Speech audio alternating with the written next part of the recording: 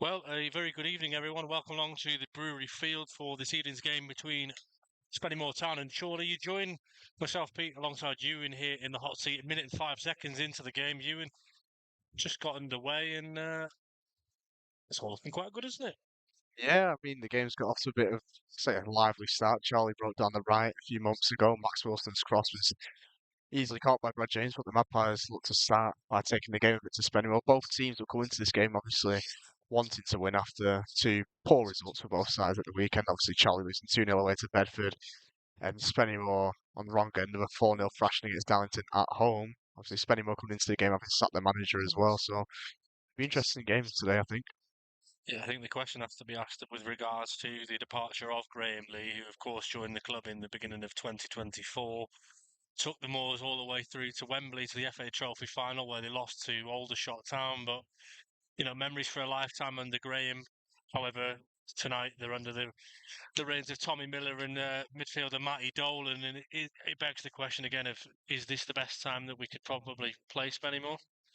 Possibly. I mean, there's always that thing which people allude to as in like a new manager bounce, but I mean, losing 4-0 to one of your closest rivals in Darlington is never going to help confidence at all. So I'm intrigued to see how the Spennymoor players look to bounce back from that. And I think it's important today that Charlie sort of try and control the tempo of the game and don't allow emotions to run high. Yeah, I think that's the big thing, is that there were a few eyebrows raised with regards to the departure of Graham Lee, but that game, the Darlington fixture, on home soil is sort of their biggest game of the season, particularly at home, the biggest rivals, and ultimately it was humiliation for the Moors on Saturday afternoon, and they'll be hoping for a bounce back, just as Bedford were on Saturday at the Erie Stadium. Glenn Taylor's just had the first effort on goal of the game, comfortably held by Matt Ewan, and Chorley now looking to regain possession. Blakeman's lost out there, and off goes former Darlington player Cam Salkeld. Down the right-hand side he goes, crosses, it's decent towards the back post on target. Tackled at the back post by Rob Ramshaw, and Chorley behind 4 minutes in, and it's Spennymoor Town 1, Chorley 0. Yeah, Blakeman, it's a bit 50-50 between him and Cam Salkeld on halfway. Salkeld gets the better of it, runs down the line, swings a deep cross in towards the black post. It's back post. It's Glenn Taylor who meets it with his head. Irwin saves it, but he parries it straight into the path of Ramshaw, who really couldn't miss. It's an open net, and Spenny will take an early lead here. Yeah, you just saw then halfway, Blakeman missed his challenge and he kind of shook his head. He tried to get back into it, but then Salkeld made his way down the right, crossed very deep at the back post, free at the back post. As Ewan made the save, but then it was just easy picking to the back on for Ramshaw. Yeah, I don't think Ramshaw's probably going to score any easier goal this season than that. But yeah, it was good. It was good play in fairness by Salkeld to break away down the right, a good crossing towards Taylor. I think probably most of us would assume that it would be Glenn Taylor would be on the end of that, sort of poacher's effort that Ramshaw at the end there. But the Moors here with an early lead, but Charlie win a throw in about halfway into their half here. I think I just have to beg the question again, though, is it's that cliche of Chorley almost giving the opposition a little bit of a leg up. That's the second effort on goal of the game. Taylor had one a minute before, which didn't really threaten Matt Irwin, but ultimately 4 minutes in and they already find themselves a goal behind. It's just Yeah, you're but putting yourself on the back foot, aren't you? Charlie have an opportunity here though, maybe through an Adam Blakeman long throw on that right hand side. Didn't really work for Charlie these long throws against Bedford at the weekend. Bit of a size mismatch really with Bedford, but it'll be interesting to see what happens here. First one of the game for Blakeman to put into the box. From far side, the right hand side in towards the penalty area, it goes towards Harvey Smith. Half cleared away, only as far as Spennymoor play, but fortunately, from a Chorley point of view, it's back out in pretty much the identical spot out for another one. Yeah, it's putting straight away. Now Blakeman's going to head it back into the box. It's looped all the way in. Oh, and Mark Ellis is lurking at the back post, but he can't keep up with. I think it's right fullback Ollie Dyson, formerly at York City, on the end of that one, and Spennymoor will just want to settle themselves down here. They want it's a perfect start for Tommy Miller and Matty Dolan. Yeah, obviously with a goal really came from nothing, and was the new managers in charge. Well, new interim managers in charge today will be in dreamland at the minute. They wouldn't have expected to start like this, I imagine. As Tony trying to break down the left, Jack Moore's going to get there and send it back to Matt Irwin. Well, you talk about new manager bounce, don't you? In terms of Manchester United being the prime example, how well they've done since Ruben Amorim left the club, and Spennymoor, very different in terms of levels, but they'll be hoping for a reaction themselves. You often hear when managers leave, did the players, did the manager sort of lose the dressing room, if you will? And again, after Darlington, Spennymoor will have been hurted. The perfect reaction from them 4 minutes into the game. Elsewhere, National League North, Chester have taken the lead away at Hereford. The only other goal so far in the National League North this evening.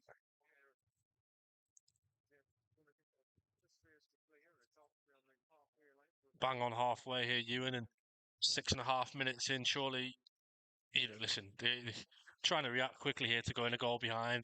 Of course, Chorley won here last season. However, our record against Spennymoor isn't great, but records are there to be broken. Certainly, and we've seen a few flurries now of these blatant throws, especially on the far side towards on this right-hand side. Yeah, here he comes again, Adam Blakeman. Swings it in, high, headed on, behind for the first Came off at corner of the Spennymoor game. head, that, yeah. I'm not too sure it was. It was an unorthodox attempt to try and clear the ball. It was a flick on by Spennymoor head, which is quite an interesting thing to see. But it'd be Charlie's first corner of the game. First corner of the game, and we could just hear Mark Simpson of Spennymoor nearby to us saying how menacing we are from set pieces. Let's hope for the same here. Here comes Blakeman. It's swung very deep towards the post. Ellis is there. It's back off a Spennymoor head and behind for a corner on the opposite side. Yeah, it's a really So, big head there from the Spennymoor player. I think the player who did win the head though has gone down holding his head afterwards. I'm not too sure if he may have collided with the post after doing it. It's Salkeld who's gone down. He's got back up to his feet though, which is good to see. Blakeman's going to go over to the side nearest to us and take this corner. yeah, and I think what I will say is ultimately you don't want to go a goal behind, but when you go behind, you've got to be prepared to try and react quickly, and surely have done just that. Here comes the corner again. It's looping high.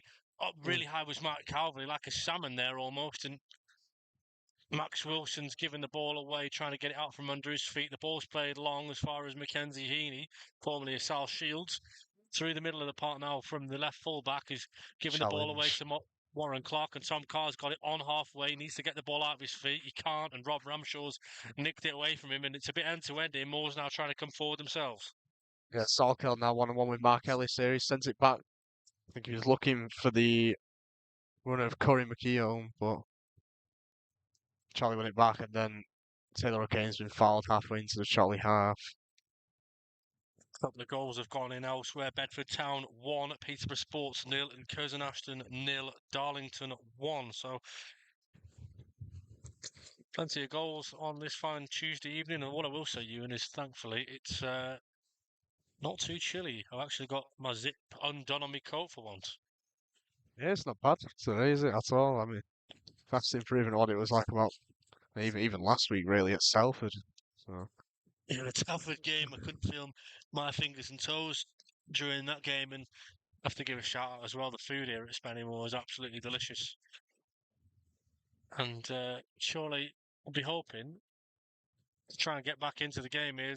Sonny Sharples on loan from Bolton Wanderers, trying to dictate a bit of possession in terms of the midfield for the Moors, who are a little bit light in those areas. Spennymoor just trying to build through the midfield here at the minute. Salkeld has seen a fair bit of the ball here in the early stages, goes back to his fullback in Dyson. Diagonal ball sent forwards by Ben Beals, the centre back. Might go all the way through here to Mackenzie Heaney. Heaney puts the ball in towards the penalty area, but blocked away. And I remember last season, I think it was at South Shields, Mackenzie Heaney scored one of the 3 goals for the Mariners, and when Chorley were 3-0 up in that game and finished 3 apiece. And I suppose that the thing with Spennymoor here is they are the home side, and they want to be taking advantage and getting as many points as they possibly can at home. And surely anything for them on the road is a bonus, but being behind so early on is just tough, isn't it? Yeah, and Spennymoor are really exerting the control on this one now. They're happy to just keep the ball. They know that they don't need to necessarily push those players forwards as they've already got the lead. Charlie not really putting too much of a press on either, so Spennymoor are keeping a lot of the ball at the minute. It's try working it forwards here. It's gone to Ramshaw now on the left wing. cross into the Cross in at the back box. post, and Blakeman's up to create away. The header comes out only as far as Sharples. It's tough, isn't it? Because obviously the game against Bedford Town at 1-0, Bedford, I felt, credit to them, they really managed the game well and limited Chorley to very little. And at the minute, Spennymoor, with the 1-goal cushion, feel like they're doing pretty much the same. Yeah, definitely. I mean, I think quite unlike Bedford, I think spending more and more looking to try and get that second goal, but they're just doing it with a bit more patient build-up. Here's Ben Beals now for the Moors, plays it all the way over to the left-hand side. It's a loose pass though by Heaney. It's picked up by Max Wilson. Jack Moore sends a long ball forwards. There's too much on it for Tom Cowan. It's headed away. I do think sometimes in those situations, why do we play that ball long? Because with no disrespect to Tom Carr, he's not the tallest of players, and it's going to be tough for him to sort of keep on that. And for almost it to stick, it felt like on Saturday at Bedford, it didn't stick for Chorley for large parts of the game. And does Chorley is an element of it a case of Chorley need to get the ball down and try and play, or what do you think? I think Bedford's probably a one-off game in general. I mean, you can see with the highlights that we put up on YouTube, it was only 2-minute highlights. Not really anything happening in the game whatsoever as Blakeman here turns away. There's a shot there which looks to have definitely struck at hand. I'm not too sure whether the referee just thought there's not much that the defender could have done there. Blakeman put his hand to his face almost in anguish and in surprise. He thought that referee Mr. Thomas Wilton was going to point to the spot there, but I mean, it definitely struck a hand. I'm just not too sure whether. I can't really tell who it was at the back whose hand it touched, but I don't think they could have done much about it though. it makes me think again, though, it was another one of the decisions where the referee was unmoved, wasn't he? He didn't say no, he just left it. Shot comes in here from Max Wilson. He goes with it with his left foot and he gets it all wrong. But surely, I suppose they have to go at it with no fear. There was probably an element of that anyway, but especially at 1-0 down, you kind of just got to try and take it to Spennymoor a little bit here. You know what? I know the execution's off there from Max Wilson, but I don't mind it. Against Bedford, Charlie just didn't have enough shots. They didn't test Ashmore in goal enough against Bedford at all, really. And you've got to test the keeper sometimes. And obviously, Max Wilson's shots there has gone miles wide, but I don't mind having the occasional shot from long distance as long as you get it on target. Try and make the keeper work a bit. Yeah, I think that was the point of it. His Taylor 1v1 with Mark Ellis. He's got runners beyond him. He's trying to find the 36 who plays it across the face of goal. Of course, he's bearing down on Spennymoor. Luckily, though, it just fell away for them there. Heaney was in there again, Ewan, and Chorley just about got bodies back to put it clear. Yeah, it was Taylor who fizzed it in behind to Salkeld. He tried playing it back across goal, but Charlie managed to deal with it. There's a ball into the box again, though, and Blakeman with a good defensive header away. Moran Clarkson a foot races to try and stop him from going out for a spin throw in. Instead, it's kept in by Dyson. Dyson into the box, and it's going to be a goal kick. I must admit, what I've been impressed in this first 15 minutes from the Moors is how they play it wide out down the lines and get the ball in the box. Taylor, he's physical, he's got a presence there, and it feels like anything that goes into him inside the penalty box, he's either going to do something with it himself or he's going to bring other players into play. You see there, he was trying to play him with Cam Salkeld down the right, and it's just dangerous, isn't it? It always asks a question of the opposition. I think in particular, Ollie Dyson and Ben Salkeld on this right-hand side have looked a real threat so far. So the first goal came through Salkeld battling away against Blakeman on this right-hand side, but them two, their link-up play looks really, really dangerous at the minute for Spennymoor, and Charlie have got to keep an eye on that. Sampson's gone down in a bit of a heap here. He's just been fouled.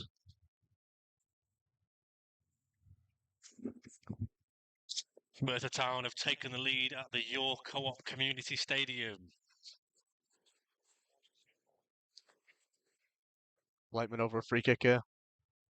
And the delivery's got to be on the money, hasn't it, from Blake's? We know how much of a threat he poses and how big of a threat Chorley can pose from these set pieces. And opportunities like these, they don't come too often. Blakeman, again, pop midway into the Spennymoor half. Everybody's up there barring Moore and Clark.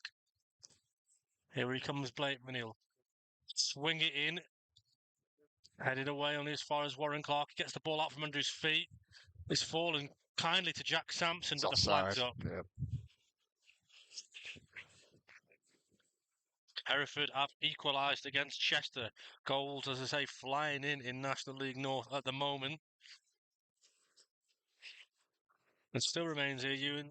Spennymoor Town 1, Chorley 0. James Eads in the press box with us tonight. Will the curse continue? Only, 2 wins in 16, James, for Chorley this season. So if anyone listening in wants to blame anyone for the goal going in early doors, it's James, okay?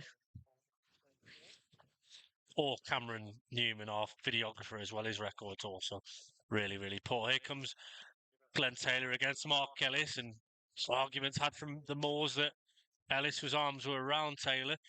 Sampson battling away with Ben Beals there, as Beals had a really firm grip on Sampson's shirt.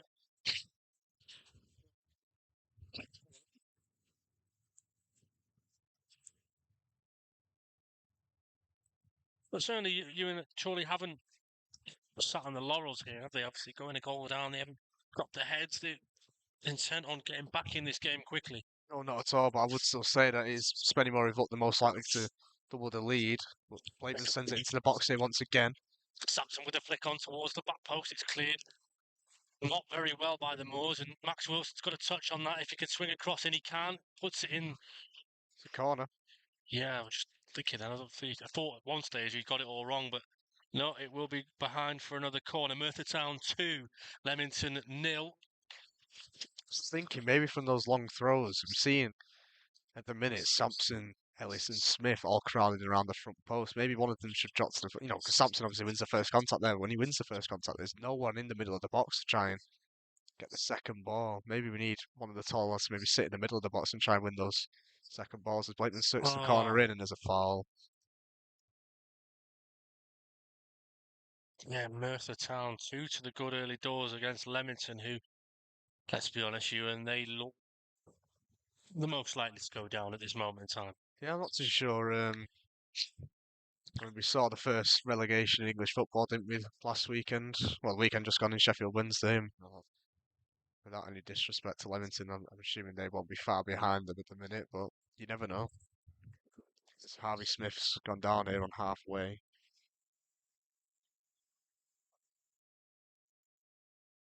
Physio Dan Tattersall's going to come on here to have a look at Smith. Dan moving on as quickly as he possibly can. More of a trundler than a runner, Dan, but he tries his best. He's got his arm, I think, to a radio there. I don't know if he's saying to, is he having a word with Christian Hughes, our S&C coach, maybe saying that Harvey needs to come off, or is he? I think Sam Bird's over there getting warmed up. He's dropped to one knee. Would you say Birdie is warming up on the far side to us, but An insult to injury, wouldn't it? Really, can't I think really. he's got the subs ball in his hand, so I think that's the writing on the wall. I think that's Yeah, 19 minutes and 10 seconds into the game, and that's the end of it for Harvey we Smith. can't He seems really to be. see either because Harvey's well, obviously he's facing away from us, so you can't really see the real discomfort he's in, but you can tell that he's must be in a bit of pain at the minute. Yeah, I just don't know whether is it a case of he's hurt. I know Harvey's had problems in the past with his head and vertigo and things like that. I'm not too sure. He's walking off with Dan Tattersall here on the other end of the field. See if I can get a nod to Dan to see what it might well be with Harvey.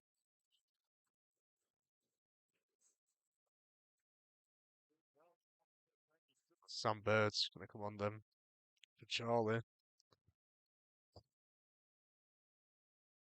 I think it may just be that he's had as I say, had a problem there, Dan. Sorry, Ewan, with his head. So Sam Bird will come on to replace Harvey Smith on 20 minutes. It's gotta be Sam Bird's first appearance in a good few months at the Magpies, I would think anyway.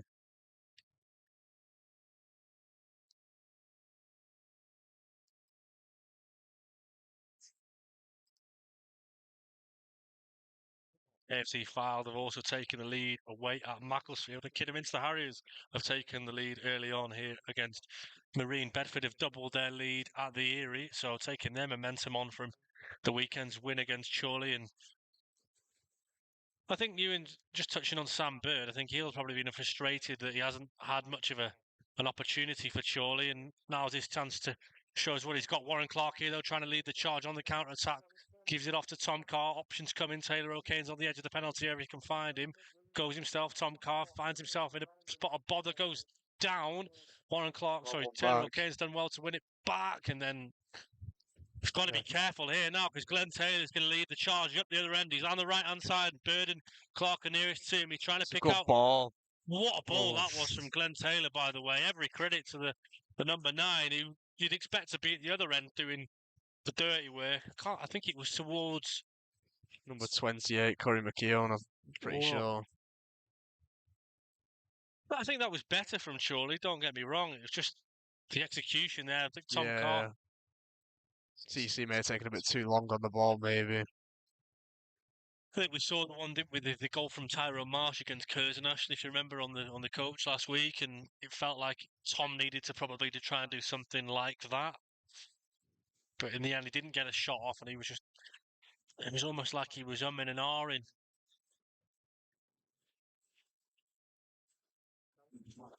Bird against Taylor. Taylor wins that one.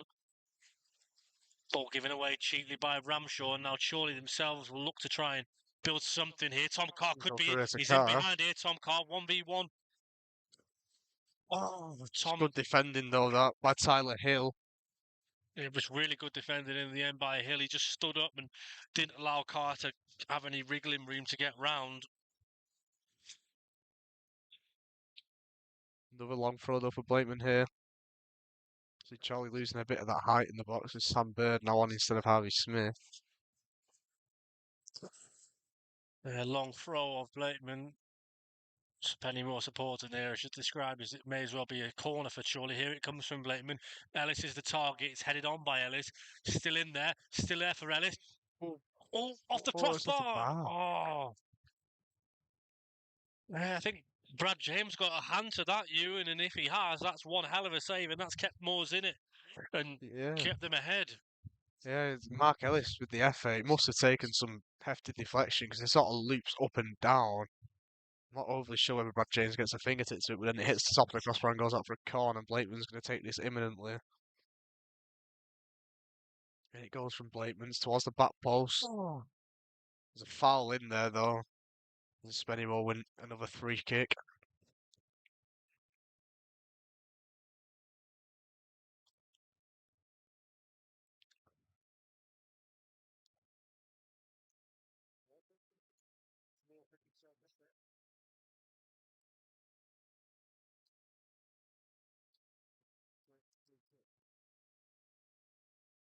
And Ewan, you just hearing Andy Priest there from the opposite end of the stadium. He's not happy about something, is he?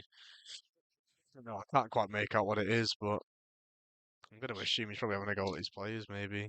No, he's having a go at the referee. Was it? Oh, well. Not happy with something from the referee, Mr. Thomas Wilson.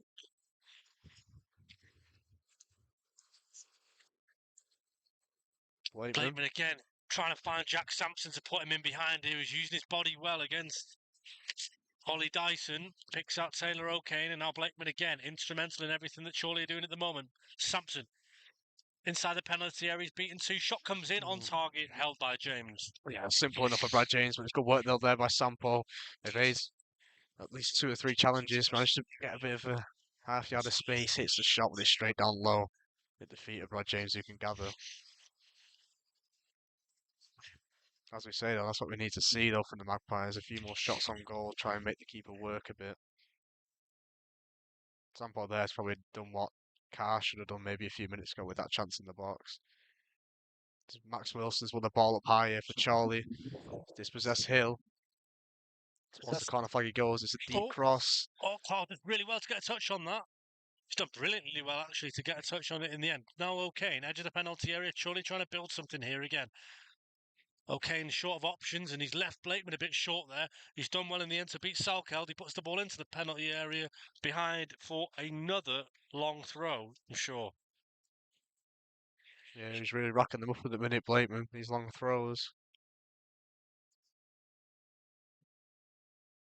Oh, he's really pushing, and Spennymoor almost their own downfall there, just giving the ball away cheaply in possession, gifting the ball back to Chorley. Out to the box here, Bird with a flick on, but James gathers. Samson The with a few little. Birds, but the two players, I think there's a head injury was between Sam Bird and I can't quite make out who it was. I think it might be Tom Broadbent. Must have been a little clash of heads there as Bird won the flick on. Both players are okay though.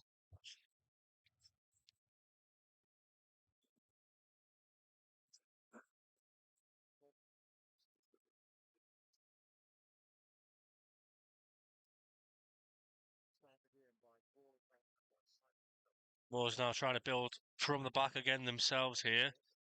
Down the line it goes towards Heaney, who takes the ball inside and once again back to the full back. And this is where Spennymoor have struggled, I think, in possession, Ewan, and giving the ball away. But this time they have got it down that left-hand side again. It's Heaney, 1v1 with Jack Moore. He tries to beat the former Blackpool man. It's a good cross. It's a really good cross. At the back stick is Cam Selkeld, but Warren Clark this Clark's done time really well. he's done brilliantly there, Warren. He kind of came out of absolutely nowhere to win that one. Dyson there finds Glenn Taylor, and Taylor tried to get it back to the former York City man, but put the ball out of touch Yeah, instead. Salko's gone down now. I think he's hurt. Quite a few players who've gone down so far. Spennymoor Physio's going to make the way onto the pitch.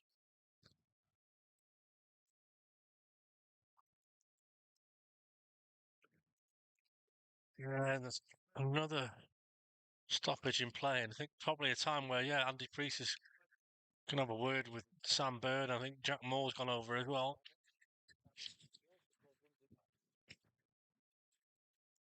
I think at the minute though, Chorley are, well, have been for the past 10 minutes, so probably have been the better team. They are the team who look most likely to get that second goal of the game.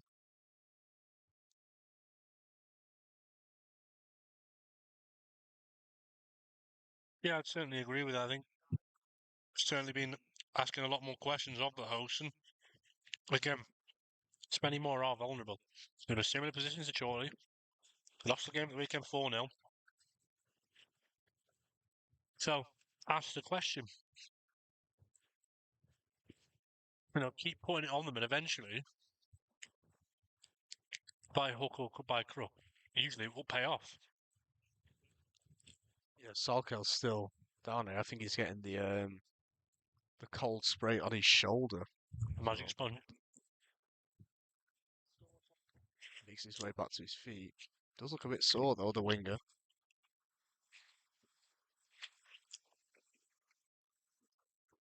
Yeah, back on his feet, nice and slowly, and Blakeman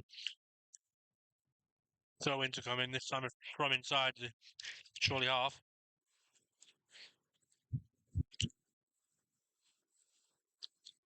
Blakeman, switch of play towards Jack Moore. Jack Moore's going to Oh, have to be careful here. He heads it back to Matt Irwin. I mean, yeah. Corey McKeown was there trying to bear down and nick that away from Irwin, but luckily Jack Moore got his header completely right.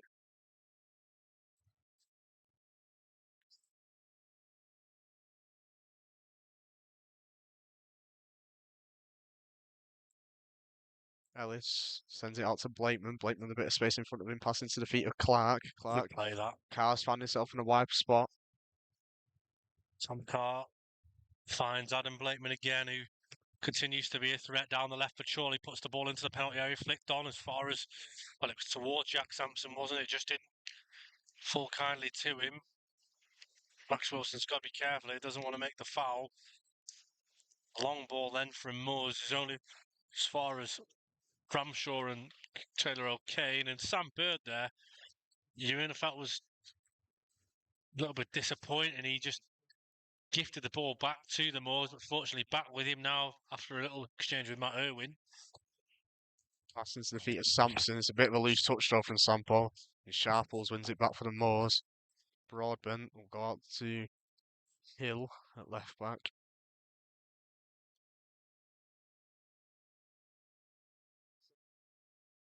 Hill with a clip ball inside here to McKeown. McKeown's going to drive forwards here and send it out wide to Heaney. Heaney one-on-one with Jack Moore.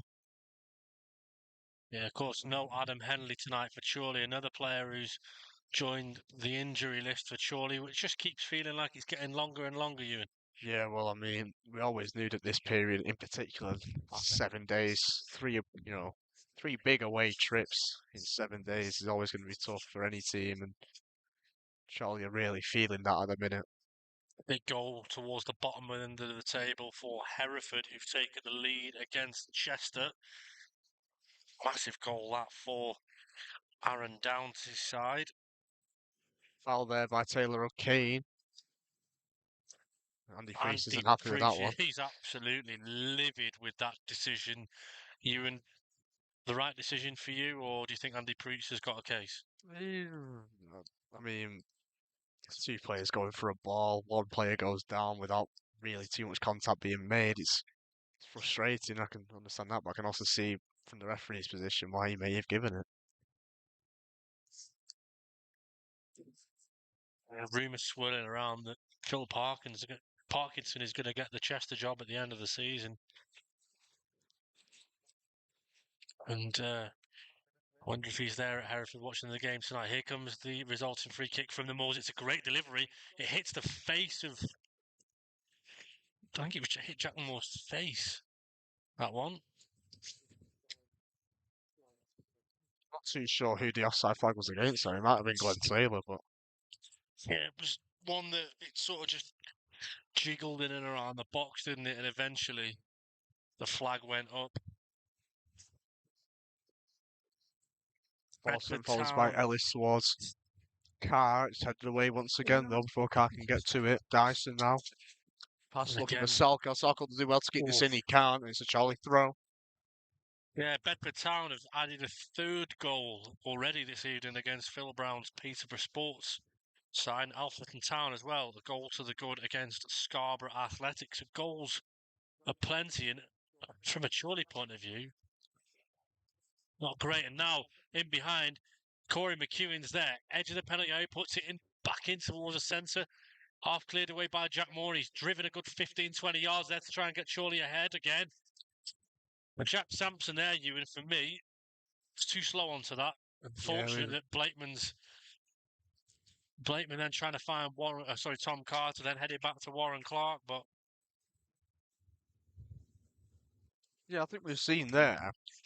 Really, I think Tom Carr and Jack Sampson probably in the wrong position completely. There's a pass into Sampo's feet where he's maybe a bit too slow with it, and there's a long ball towards Tom Carr in the air. Maybe if, I don't know, hypothetically, if both of us were swap positions there, it would have paid off a bit better for Chorley. Sandberg under pressure here, goes all the way back to Matt Irwin.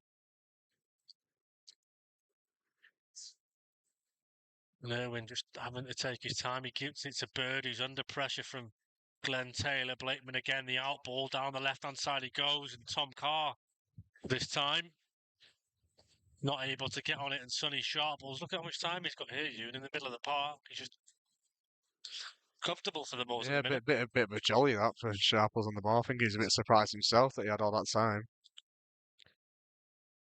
As Beals sends it out wide to Hill, who also has a lot of time on the ball here. Picks out a pass looking for Renshaw. What a ball that was! Again, long ball over the top from. It was Broadbent who played it over, the former South Shields man.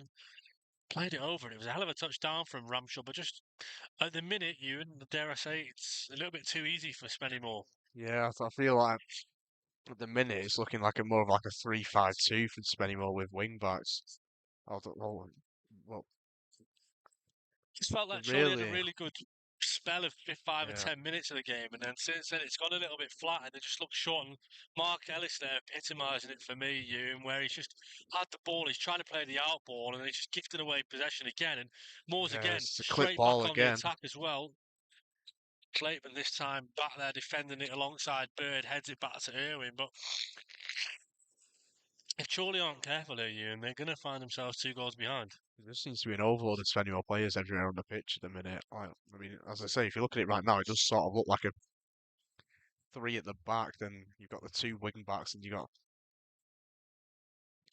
a few more in midfield. There just seems to be an overload of Spennymoor players everywhere.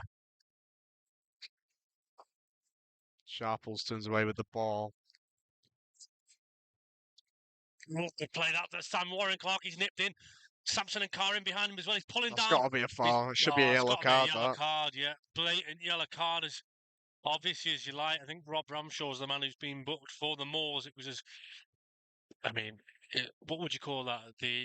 Cynical, The maybe. definition of a professional foul from Rob Ramshaw. And this is a real good spot, this, for Adam Blakeman to maybe try and test his luck Blakeman from the territory free for sure. kick.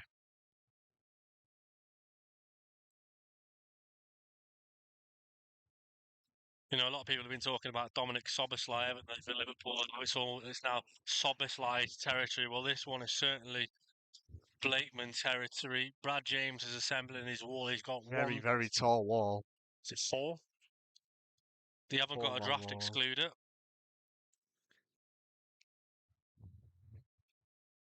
Chester have equalised against Hereford, and Southport have taken the lead. Here comes Adam Blakeman. Goes for goal into that wall. Bird then finds Max Wilson. Going down that right. He's going to have to do really well to dig out the cross. It comes It's off a of a corner. Spennymoor head behind for a corner. So, yeah, Southport have taken the lead against Radcliffe. All the goals going in, and Chorley here in 38 minutes gone, pushing for an equaliser. Yeah, Charlie just yet to create that clear-cut chance that we've seen Spennymoor do. Still probing, though. Another set piece here for the Magpies. It's been corner after corner. I think we must be on at least 5 or 6 by now, Ewan. Here it comes from Blakeman, the in-swinger. It's really deep. It's hit by James. It nearly went all the way, and Ellis is at the back stick. Delivers it again. It's a bit too much on that from Mark Ellis to go all the way out for a goal kick. I think it's actually come off our photographer there, David Airy, at the back post.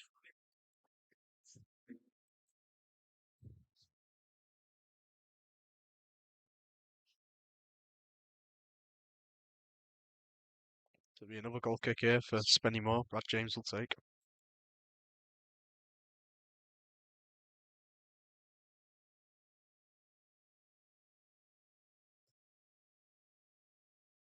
Ewan, it just feels like one of those now where it's like now or never before half time in terms of if you can get something now, go and get it, or otherwise just go in at the break at 1-0 and regroup from there. Yeah, Blakeman's coming forward to take another long throw from this left-hand side. It's good work there from Warren Clark to battle back and win the ball, and he got his side a throw courtesy of a Ben Beal sliding challenge.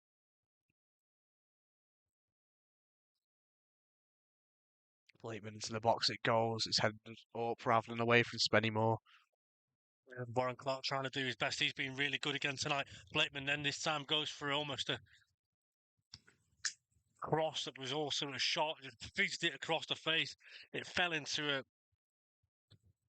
Spennymoor body. Salkeld. It's lumped forward in the end by Spennymoor. Jack Moore wins his header. He's nodded it down to Mark Ellis and he'll go back to Matt Irwin. Interesting latest score in National League as well. It's currently Forest Green Rovers 0, Boston United 3. Anybody who's a fan or hater of Robbie Savage. Blakeman again trying to get the ball out to Clark. He's left him short there, Warren Clark, and Moores again will come down this right-hand side with Salkeld. Sharples gets away from Carr. Hill. This His time pass is Moores give it a loose. ball away cheaply, and Taylor O'Kane can try and come forward. He's done well there. Shimmied away from his man and tries to dig out a ball to Tom Carr. Warren Clark's beyond him if he wants it. Carr will go himself down the left-hand side. Needs to get it onto his right, really. He's done that. Puts it into the back The post. It's ball. there.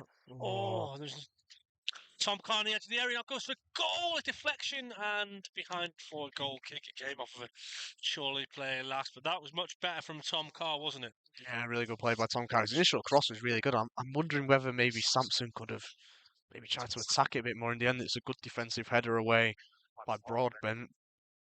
It looked as though it may have ended up possibly going in directly from the cross, but then it comes back to Tom Carr, he shifts it onto his right foot, shoots, it's deflected, and then eventually it bounces off Warren Clark and goes out for a goal kick. Yeah, Taken short here though towards Hill, the goal kick. that was better from Tom Carr, certainly. What's going on there? Yeah, it was much better from Tom Carr in that particular instance. I felt that he did really well, got his effort off on goal, but see, when you've got bodies back in there for Moors who are trying to put bodies on the line, bodies in the way, they're doing absolutely everything that they can to try and hold their lead. Yeah, certainly is. Ball forward again by Hill. It's cut out by Ellis. Warren Clark now with a bit of space to run into. This is where Chorley looked dangerous. It's Warren Clark down the left again. He's been absolutely full of running so far tonight. Here he goes again, inside, outside. Oh, it's a good Was a challenge though by brilliant, Beals. brilliant tackle from Ben Beals, as you mentioned, Ewan.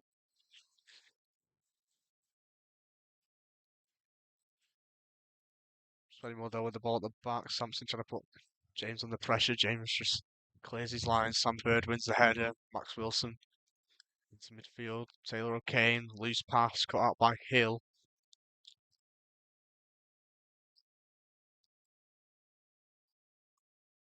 Renshaw.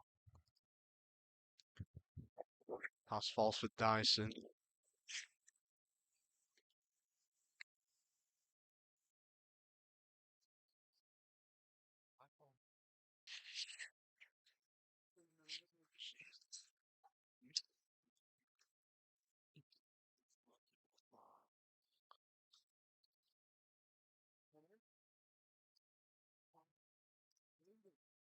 Dyson now. Goes back to Beals. Spennymoor content to keep the ball around the back at the minute. Robin into Sharples. He's got a lot of time here. He turns in midfield. No pressure on him whatsoever. Gives it to McKeown. Back into Sharples. Pass is loose, but Mark Ellis gives it straight back to Spennymoor.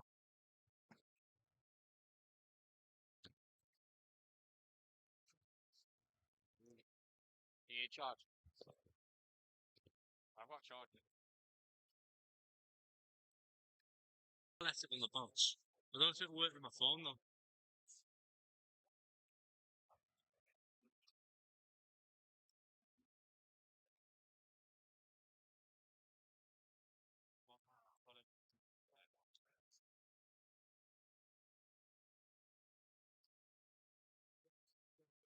Spennymoor breaking forwards here.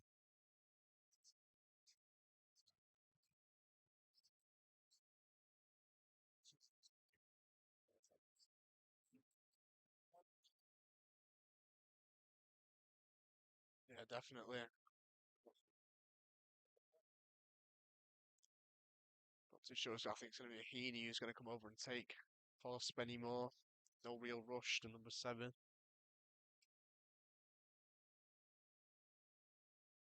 Apologies for the slight disruption.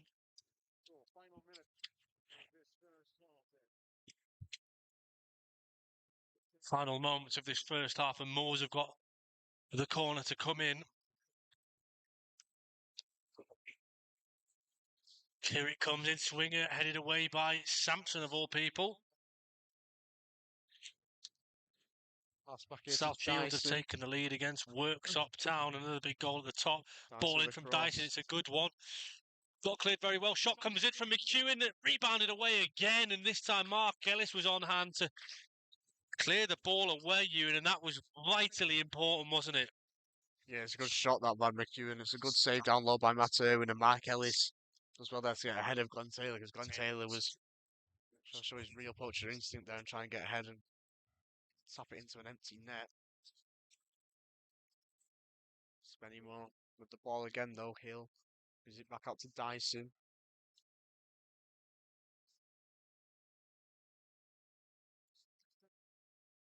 Four minutes added on here.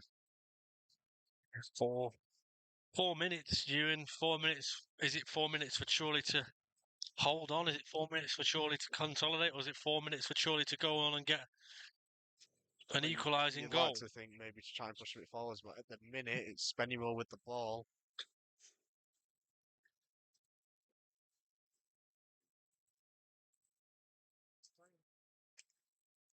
James sends it forwards towards Heaney.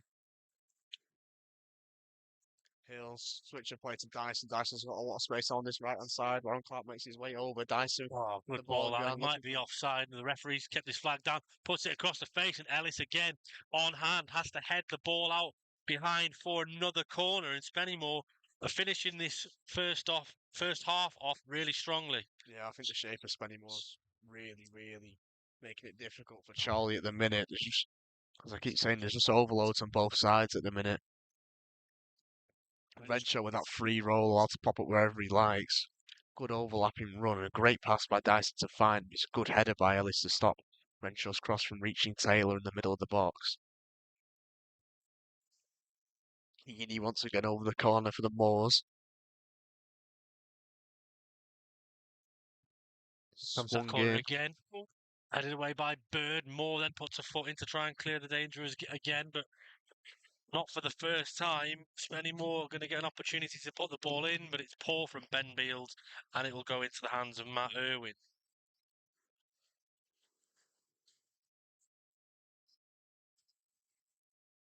Irwin's going to punt this one forwards.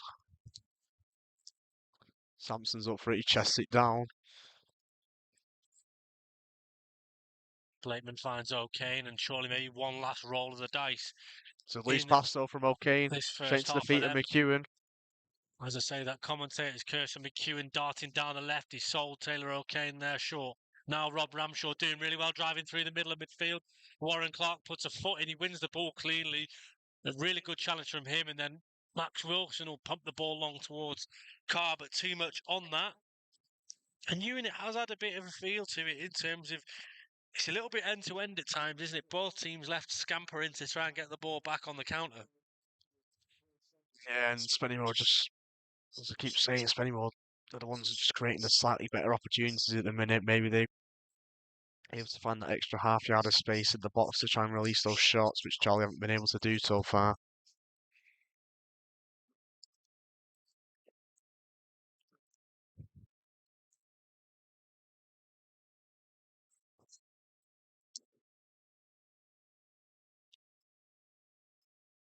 Referee Thomas Wilson telling Spennymoor to get on with it here. Long ball again. Taylor's the target. Bird's got to get this right. He has headed it on well. Jack Moore under pressure wins a free kick there. That was important, Ewan, because given the ball away then he'd be in trouble. Southport have doubled their lead against Radcliffe. We'll go through all the goals at half-time once we are over and done with for 45 minutes here at the Brewery Field. Probably got another minute left, Ewan.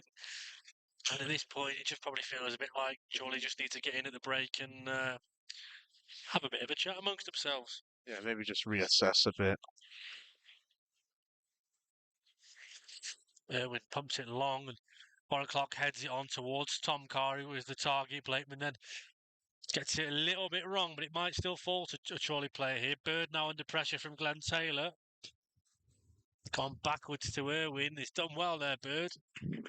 But half-time whistle does blow here at the Brewery Field. And at the break, it's Spennymoor Town 1, Chorley 0. Rob Ramshaw's 4th minute goal. The difference going in at the break. And Ewan just feels like Chorley haven't clicked into gear just yet. No, not really. I mean, Spennymoor have looked the more dangerous of the sides, but there have been, spells in the game, albeit brief, where Charlie have looked to be looked a bit promising. A few chances. I think that Jack Sampson's shot really, which obviously went straight at Brad James, is the most notable one. But no, there's a route back into this game for Charlie. They just need to try and exploit that, Spennymoor defence a bit more, maybe. Yeah, listen, it's only a 1-goal lead, and that is a dangerous lead. The game isn't out of Chorley's reach by any means. Andy Priest just walks past us here down the tunnel he goes, and him and Chris Anderson have a right smile. Matt Irwin having a word with the referee here, probably about a couple of decisions. In the opening 45 at the break, it's trail by a goal to nil here at the Brewery Field. We'll go through the latest scores just before we take a little breather. So I think every game now is at half-time. So half-time scores are as follows. Alfreton Town 1, Scarborough Athletic 0, Bedford Town 3, Peterborough Sports 1, Buxton 0, Kingsland Town 0, Curzon Ashton 0, Darlington 1. It's Hereford 3, Chester 2. Kidderminster Harriers 2, Marine 0. Leamington 0, Merthyr Town 2. Macclesfield 1, AFC Fylde 1. Oxford City 0, AFC Telford United 0. Radcliffe 0, Southport 2.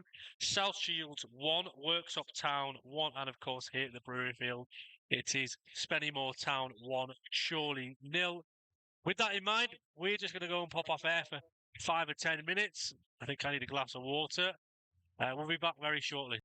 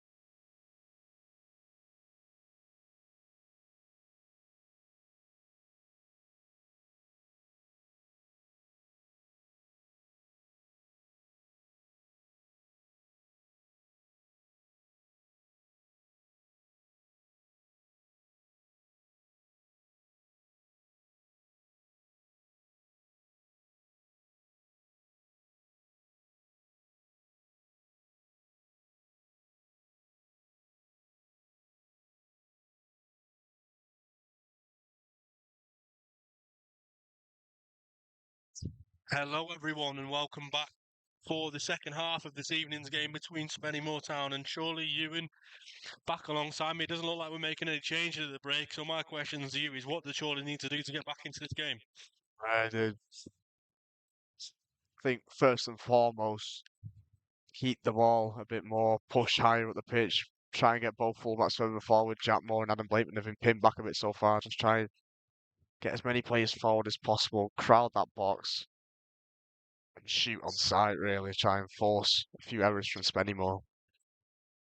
South Shields have taken the lead at Worksop Town.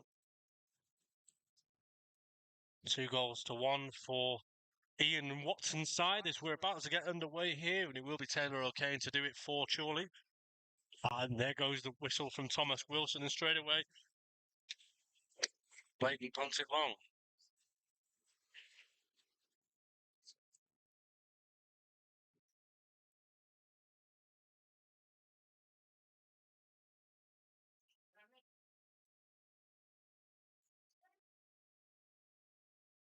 Hill with a throw down the line looking for Glenn Taylor. Taylor goes down. Be a Charlie throw. Bit of battling there between Mark Ellis and Glenn Taylor. Taylor, of course, he's a school teacher, a PE teacher in his working life, and I feel like Glenn, there was always the question of could Glenn Taylor play at a higher level than at Spennymoor, but it's fair to say, and he is Mr. Spennymoor, isn't he? Yeah, definitely. And it's been such a consistent performance for Spennymoor for quite a few years now as well. 15 goals so far this season. Probably going to try and look for one today as well. We were just chatting there, weren't we, with a member of the media team of Spennymoor, and like you say, when you think of Spennymoor, who do you think of? It's Glenn Taylor, isn't it? It's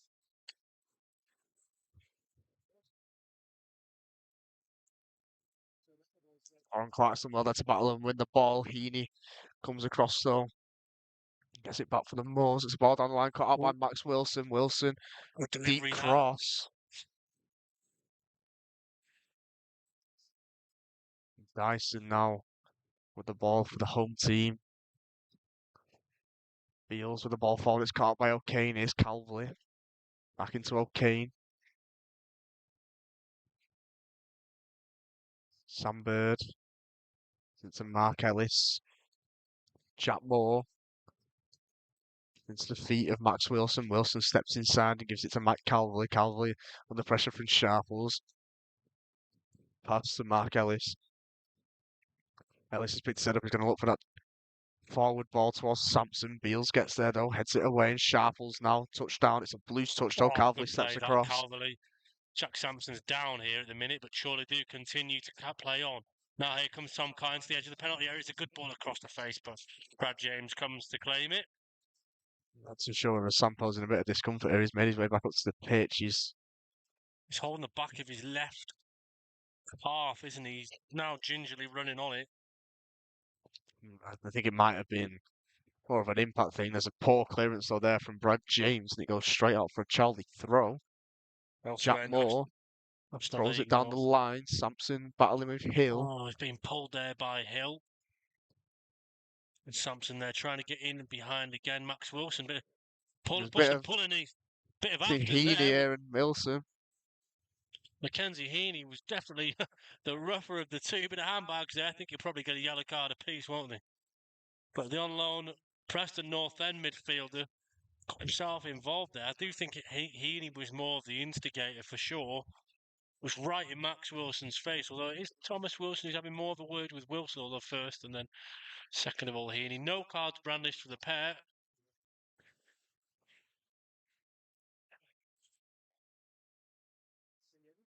Right in front of the assistant referee on this side.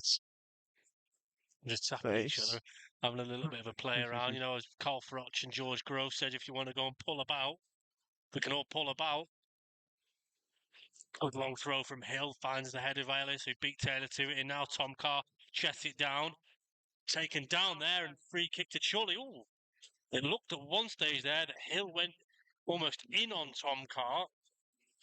I don't think there was any malice or necessarily intention involved, but he nearly caught Tom there, didn't he? Yeah, I'm not too sure. I was just trying to kick the ball away from Tom Carr there, but free kick in for Chorley out wide on the right-hand side. Blakeman's going to be over it. He'll be able to swing it into the box. So one-man wall. It's only Mackenzie Heaney. Dangerous territory here. It's Blakeman right on the near side to us in the far corner. One-man wall for Moors. Everybody in the box back defending that bar. Corey McEwen for the home side. So here comes Blakeman, swings it in. Very deep. And, Brad James there nearly lost his bearings, but I suppose comfortable enough for the goalkeeper in the end, Ewan, and slightly, from a Chorley's point of view, a bit disappointing. Yeah, it's a bit of a waste, really. It's a poor delivery by Blakeman's standards. Brad James, I mean, for a brief second, looks as though he let the ball go past him, but in the end, it's comfortable for the keeper. Warren Clark, I think he's been Chorley's best Really player well out there played today. there by Warren. Done brilliantly to win the ball back. I'd say definitely for me, Warren Clark and Adam Blakeman have been the two standouts in the maroon shirt this evening. Here come Chorley again, though. Blakeman this time finds Taylor O'Kane. Bit of room to run into if he wants to. Finds Calverley. Opens up his body nicely. Swings it round to Jack Moore round the corner. Moore's on the ball here. Swings in the cross. Same result again, though. It's into Brad James. And the Moors keeper will mop them up all day, all night long, won't he? Yeah, it's another pull cross into the box. It's straight at the keeper once again. There needs to be a bit more whip on that cross from Jack Moore for me. Sampson with the ball at his feet. Oh, good ball that from Sampo to going behind. Oh, and very nearly ended up in the back of the net. It clipped off. Beals, wasn't it? Yeah, Oh no, it might not have been Beals actually. I can't. I think it's Broadbent with the Yeah. tattoos on his arms. So Broadbent was battling away with Carr. It comes off of Broadbent, looping, and Brad James was scampering, but just about had it covered in the end. Yeah, the Spennymoor players are complaining there because they felt as though Warren Clark ran into one of their players off the ball, resulting in Sampson having a lot of space on that left-hand side. He's going to be a Charlie corner though. Blakeman to take it, being in swinger from this near side to us.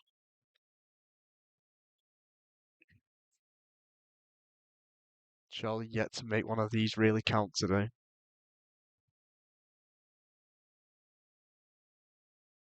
Here comes the corner from Blakeman. It's deep. Options in there for Chorley. It's Gonna be gone another corner. behind. Another one. Glenn Chorley, Taylor's not happy here. He's having a word with the referee. Oh no, it's not Glenn Taylor. Sorry, it's Cam Salkeld. similar hairstyle. Yep. But as we say, you and Chorley very much trying to knock on the door here. Moors are under pressure.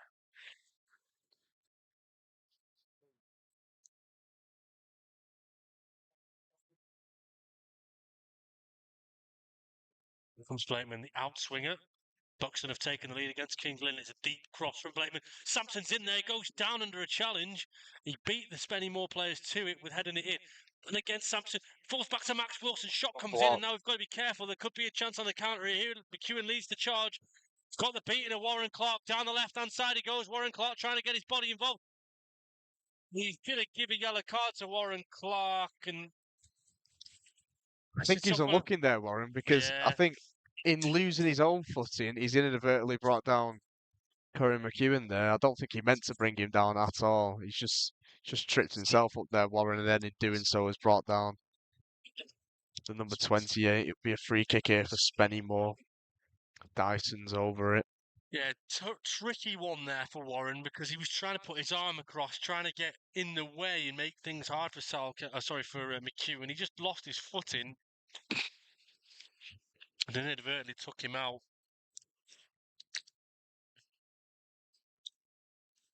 Dyson over this free kick to Spennymoor. There's quite a few men forward here for the Moors for him to whip the ball into. It's whipped in.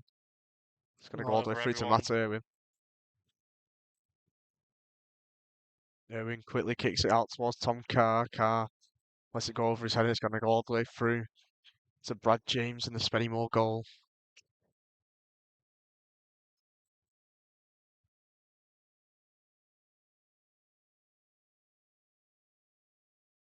Here comes Chorley again, trying to press on a little bit here.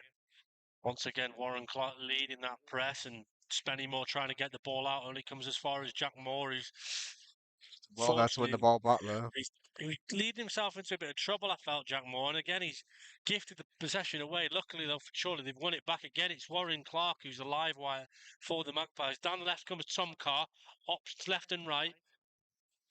Tom Carr just couldn't get out of his feet again. And I feel like it's not the first time tonight, Ewan, where Tom's just not got the ball out of his feet quick enough. Yeah, it's Bird with the ball forward. It's been cut out though by Dyson. Dyson sends it out wide to Glenn Taylor. Taylor now with a pocket of space on the right hand side for Spennymoor. Taylor still bringing it forwards.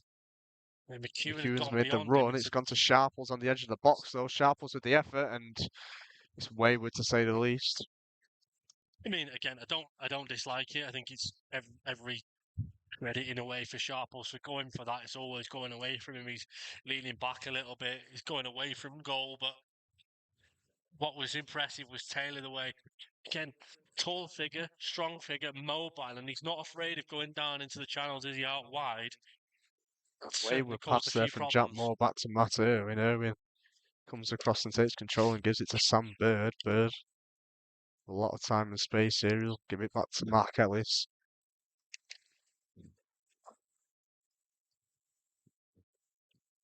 It's finds Bird, who I think, to be fair, has done okay since he come in for Harvey Smith. And the word is that Harvey's struggling with a migraine of some form.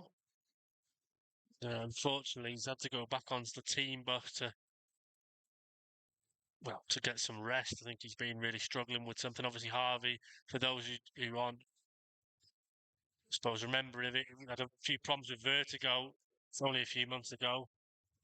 Moore's now trying to come back again on the attack What pass themselves. that is from Taylor. Brilliantly finds Ramshaw. He puts it back across the face, but it's a poor cross from Ramshaw, isn't it? But Taylor there again. Yeah, you can tell the quality that Glenn Taylor's got. Every time he gets the ball, he's the man to Spennymoor into, regardless of how deep he comes, whether he has to pass the ball or dribble with it. He's a very complete player for this level. Absolutely, as AFC Fard have taken the lead once more at Macclesfield. Oh, that was a bit of a high boot there upon Mike Carverley from Ramshaw, but referee uninterested in that one, as Dyson over on the far side from where we're stood is doing a few kick-ups as Moors take the time on the throw. 56 minutes gone here. It's still Spennymoor Town 1, Chorley 0, and it's got a little bit quiet, hasn't it?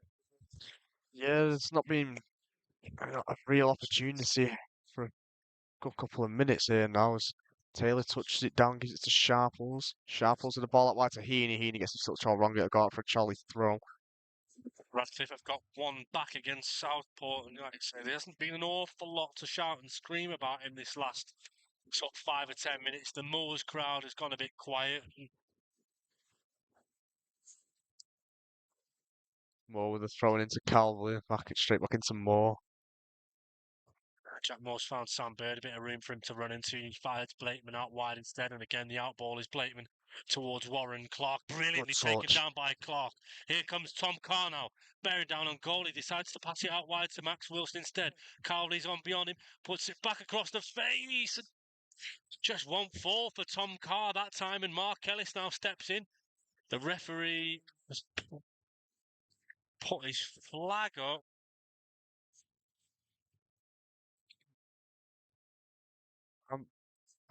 I mean, was there not a potential there to play an advantage for Charlie? Charlie had the ball with Max Wilson on the wing, and he's called it back for a free kick, offside free kick against Glenn Taylor.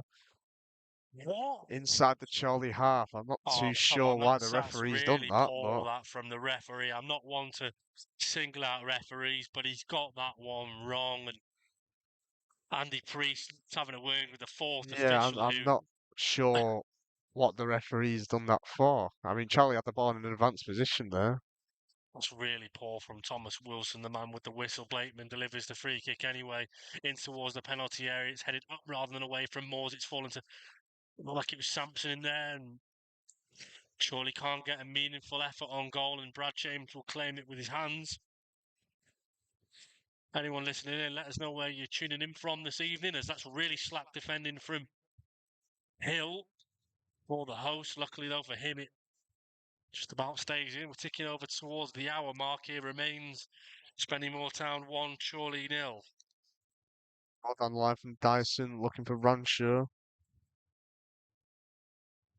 Good play that from Taylor O'Kane. That's excellent footwork from the man on loan from AFC Fylde. He finds Warren Clark out on that left once again. Streaming down the left is Warren, puts the ball across the face towards Tom Carr.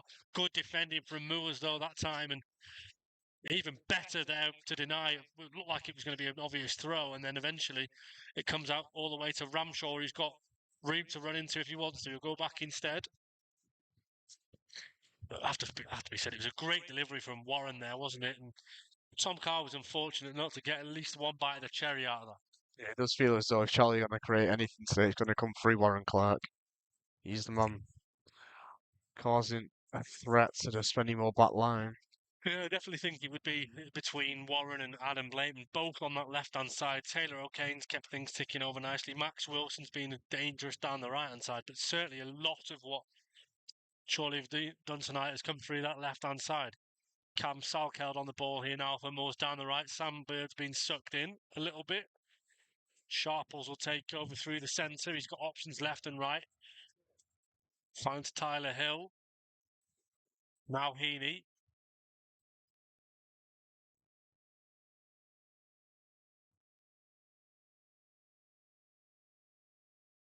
Here comes Beals. As far as Dyson.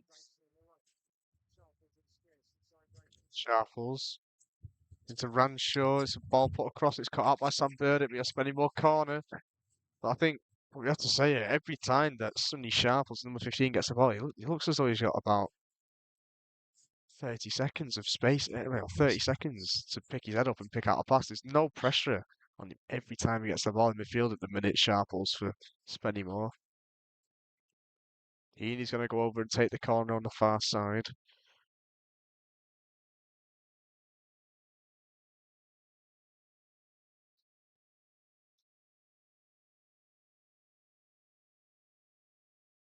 Taking shot to Salkeld. Deep cross looking towards Taylor. It's going to go all the way up for a goal kick. Shepherded away. Did Mark Ellis away from Taylor. It was always going to be a big ask of the number 10 to get on the end of that. Irwin takes it short to Sam Bird. Okay, and there's going to be pressure on him. He goes back to Bird first time. Here comes Bird with a long ball over the top in search of Tom Carr, and the linesman's put his flag up there against Tom Carr, and there was no way in a million years that Tom Carr was offside there. I could see that with my own two eyes, Ewan. Not that it mattered in the end, but there was nowhere near offside there. Yeah, it's another puzzling decision. Kings Lynn Town have taken the lead away at Buxton in what could be a really important goal for Ian Culverhouse's side. Darlington have doubled their lead against Curzon Ashton, and here, Ewan 63 minutes gone, and surely the clock's ticking on. Andy Priest is tied here. They need to get a goal back here. Yeah, they just really need to turn the screw now, Charlie. They need to, let's say, push a few more bodies forwards, try and cause an issue. For Spennymoor, Mark Ellis has brought out defence a bit, goes into Calverley. Calverley quite deep here, gives it to Blakeman. Blakeman pass forward is cut out by Beals, who steps out of defence. I just feel like that was a little bit too predictable from Blakeman that time as the Taylor ball's with a played good in behind pass. towards McEwen. It looked like he tripped, and referee Thomas Wilson gives a little bit of a waggle of his finger to say, no, no, no. Like Jack Moore was being pulled there by McEwen as well. Sharples goes back into Dyson. Hill. Hill passed on the line looking for Heaney. Oh, good thinking that from Mackenzie Heaney. Puts the ball back across the face, and Cam Salkeld was lying in wait, but Taylor O'Kane managed to scramble the ball away, and surely now trying to build something themselves have to go backward. And here's Taylor O'Kane playing in that number 6 position again tonight. Ewan, he's been impressive. At the time trying to foul Jack Sampson, but his touch was loose, and Sampson will now try and press on Brad James.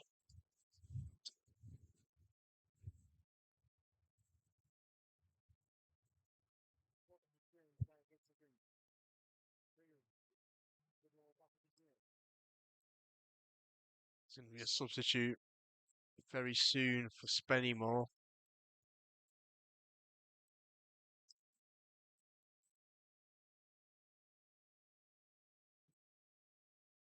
Sharples. Plenty of time once again. His pass is caught out there by Blakeman and Ellis will go back to Werwin. Matty puts his foot through that, finds Tom Carr under pressure from Ben Beals. Bodies all around Tom Carr. He's done well actually there to keep possession, hasn't he? Blakeman this time finds an isolated Jack Sampson. That's what I feel like a little bit tonight. In that when they've got the ball in those attacking areas, you've got an area like that, and the flag goes up against Carr again. It feels like when the ball finds the attacker, that they've got an awful lot of work to do once it's with them. Whereas with Spennymoor, they seem to be having a lot more joy just naturally. It's almost as though the midfielder, Chorley, are expecting the Spennymoor defenders to win almost every long ball. They're not pushing forwards. That midfield two in particular, Calvley and O'Kane, they're sitting quite deep every time that there's a long ball forwards, which means when Sampson does control it down like that, he's got no one up there to support him. He said that really the opening 20 minutes against Telford. It was quite similar. There's no real support for Sampson. He was up there on his own. I know obviously Tom Carr's up there with him today, but when it does eventually stick up, in that final third, they just need a bit more support around them. Yeah, it's just not really stuck in those attacking areas. And you see here, Ewan, that Spennymoor pressing really well as a unit. You had Taylor, McEwen, and Heaney, all attacking players in on it there and trying to just restrict as little from Chorley as possible. And every time it just goes back. Ellis Pass finds into O'Kane. Good play. That finds Max Wilson. Tom Carr's offering it. Max Wilson drives along It's a himself. He's foul. caught. That should be a yellow card for me, Ewan. I think it will be for Hill, yeah. Poor challenge from Tyler Hill. It was one he probably felt like he had to make, but he catches Max Wilson and it's a blatant yellow card. Even though he has been fouled there, Max Wilson, I do think he probably should have released it. Tom Carr and Sampson were making a run through. Tom Carr's actually having a word with Max Wilson there about, you should have played me in. I do think Carr's probably right there. Wilson had an opportunity there to slip at least one of the strikers in behind. He held onto it for an extra second and eventually gets brought down by Tyler Hill. Blakeman's over this free kick. It's quite far I out. was going to say, do you think this is Blakeman's territory? I think the commentary team from Spennymoor think it might be. It would be asking something right out of the top draw, further out than it was at Bedford Town at the weekend. Here comes Blakeman over it on target. It's held by James. It's well taken. It just hasn't got quite enough whip on it, has it, Ewan? No, I don't think it was high enough either to really trouble the keeper. It's at a comfortable height for Brad James, probably right into his midriff. Well, it's a good effort though from Blakeman. Beals clips it forward. O'Kane wins it in the air. And Calvley sends it to Mark Ellis. Ellis with the ball forward. He's going to be cut out by Hill. Hill now stepping out of defence. He's got runners ahead of him here. Hill, he's opposite to McEwen. McEwen goes inside, goes round Jack Moore. McEwen still on the ball. Brilliant play from Taylor to find McEwen again. Was trying to get his shot away. He's done brilliantly. Winger and found Ramshaw now. He's under a lot of pressure from Taylor O'Kane. Ramshaw, the experienced number 10, has beaten O'Kane in the end, and Moore's now patiently, and they've done really well. It's a really nice move if it comes off, but Max Wilson on the end of Dyson's delivery slipped as he looked to put it down and across. Clark trying to get away from Heaney. He's been pulled down there by Heaney. That should be a yellow card. You've got to give him a yellow for that. He's not. And there's going to be a substitution. The That's offering really here poor. for Chorley. I know I he agree. gives the advantage there, but that's a I yellow agree. card. It's a definite yellow. He's just pulled Warren to the ground there, not going for the ball whatsoever. Harry Ibbetson's going to come on here for Chorley with 69 minutes on the clock. I think, Ewan, if I had to guess, it's probably for Jack Sampson. I think you're going to be right here. It's not going to happen just yet, though, as Blakeman sends it forwards. Oh, onto the head of Sampson with the flick on Ellis. It's offside flags just up. wind the flags up anyway. Oh, it's so close from the number 3. Not that it would have counted. MC Fowler added a third, and it's John Ustabashi again. He scored 2 again tonight, and Danny Ormerod scored 1. That's 3 goals from 3 former Chorley players. It is Jack Sampson coming off.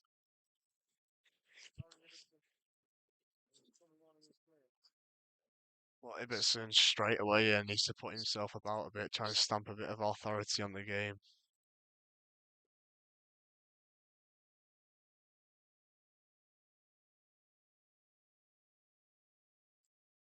Brad James getting a bit of trouble here with the referee for taking the free kick before the referee blew his whistle, so he's going to be made to take it again.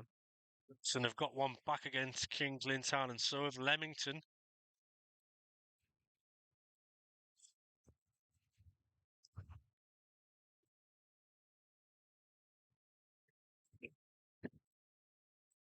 Forward it goes. Ellis wins the header against Taylor.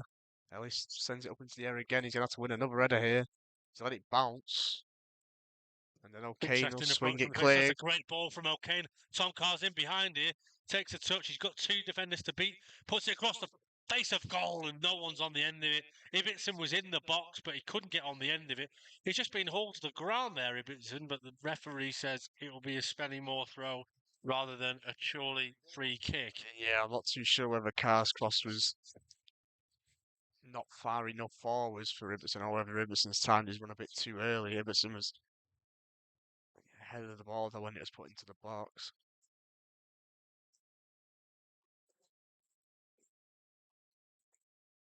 Blakeman wins his header. O'Kane wins the second ball. Ibbotson with his back to goal. It looks to be pushed to the ground, but referee doing nothing, and Dyson sends it into the feet of Glenn Taylor, who's been fouled there by Sam Bird. Has the feeling that, feel free to disagree, but it feels like Chorley are edging closer to a goal here, but in the same motion, it could easily swing and go 2 to Spennymoor. It just feels like one of those games which it's kind of on the knife edge a little bit, and a second goal, I think, if it ends up at 1 apiece, it probably stays that way. If it's 2-0, and that's game, set, and match Spennymoor. Yeah, probably. I mean, Charlie's though still, I still have to say, really, they're still without that real clear-cut chance. We haven't really seen yet. I mean, you could say that Mark Ellis one probably was, but in the end he was offside. There hasn't been like a really big moment in the game where Brad James has had to make a big save. Here's a big chance here for Spennymoor. Oh, and Save. it hit it into his own player. He hit it into Glenn Taylor, the shot. He should have played it back across the face there. Because I think if he played it across the face, they've probably got the goal at the mercy and they're going to get the second goal. But instead, Dyson decided to go for goal himself, and he fires his effort against his own player. And Taylor O'Kane is giving the ball away to Ramshaw here. Taylor's inside the penalty area. Cuts it back, shot comes in. Good defending by Mike Calverley. Surely we're caught napping there, weren't they? Ewan Taylor O'Kane lacked in his play, gives the ball away. And Calverley had to bail the Magpies out of trouble. Yeah, it's a real good challenge there from Calverley. O'Kane just caught lacking a bit in possession. Dyson making his way to the corner flag to take the next Moors set piece. It's going to be a throw-in.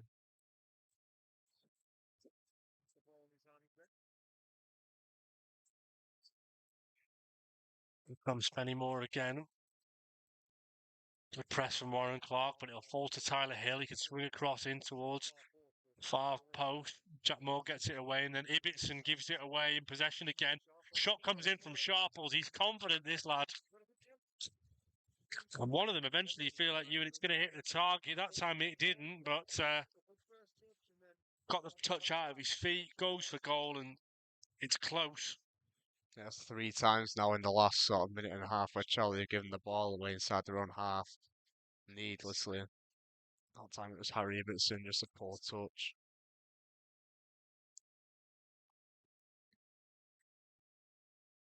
Moors are going to make another change in a few moments' time. Tom Carr is clearly pushed in the back there by Ben Beals, right under the eye of the referee, Tom Wilson. And I think that's really poor. Again, it was right in his eye line. And it was, the Gabriel one with Tottenham Hotspur on Sunday, similar to that, obviously on the halfway line. But I thought, for me, that's blatant foul from the Moors defender.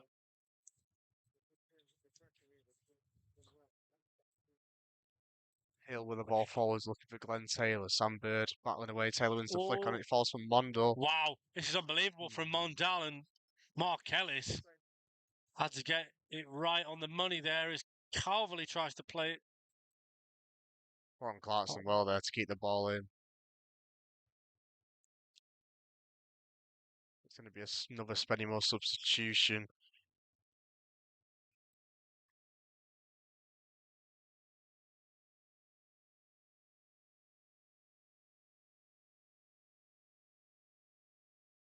"75 minutes gone, you in the time's ticking, and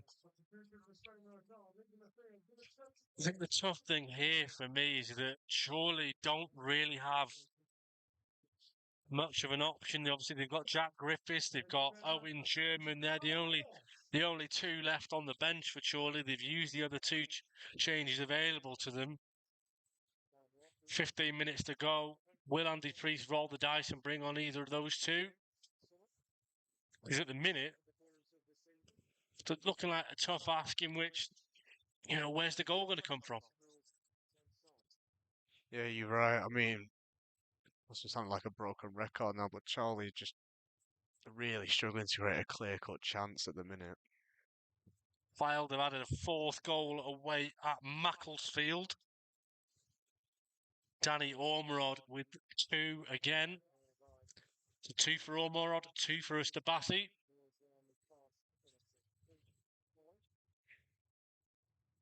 Free kick for Chorley just on halfway.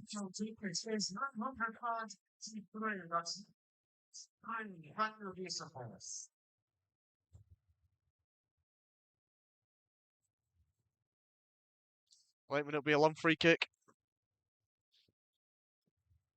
And it goes from Blakeman. It's towards Mark Ellis. He's gone down. It's going to go all the way through. It might go out for a Chorley throw. It does.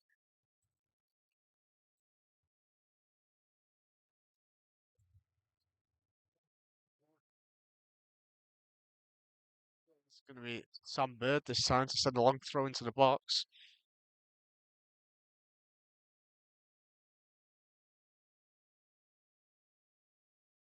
And it goes from Bird into the box. It's headed up into the air. That's been given there by referee Thomas Wilson. It's back out to Blakeman. I thought it was going to be a shooting opportunity at first. He's taken it out of his feet well. Blakeman there really well. Bird over it, almost at right fullback, finds Max Wilson. Crosses poor from Max Wilson, and Moores will just thump the ball clear. Jack Moore this time loops the ball long towards the penalty area. Mike Calverley will pick up the second ball. Surely have done well with that, I will say, tonight in terms of picking up second balls. Blakeman this time, long, looping cross. He's got a lot of time here to clear his lines, and that he does. Gonna go right the way through to Matt Irwin. Jack Moore, lots of time, lots of space. Looks Looking like the to back send of a his long ball shirt's been forwards ripped once as again. well, doesn't it? Ellis has stayed up and he's continued to stay there. He's giving the ball away there. Calverley, Blakeman just about sees the danger and intercepts it away. Chorley really pushing. Ellis has stayed forward, headed across the face, and no one's there again for Chorley inside the penalty area when it mattered. Glenn Taylor's trying to get the ball away for Spennymoor at the minute. They just want to get the ball away from danger.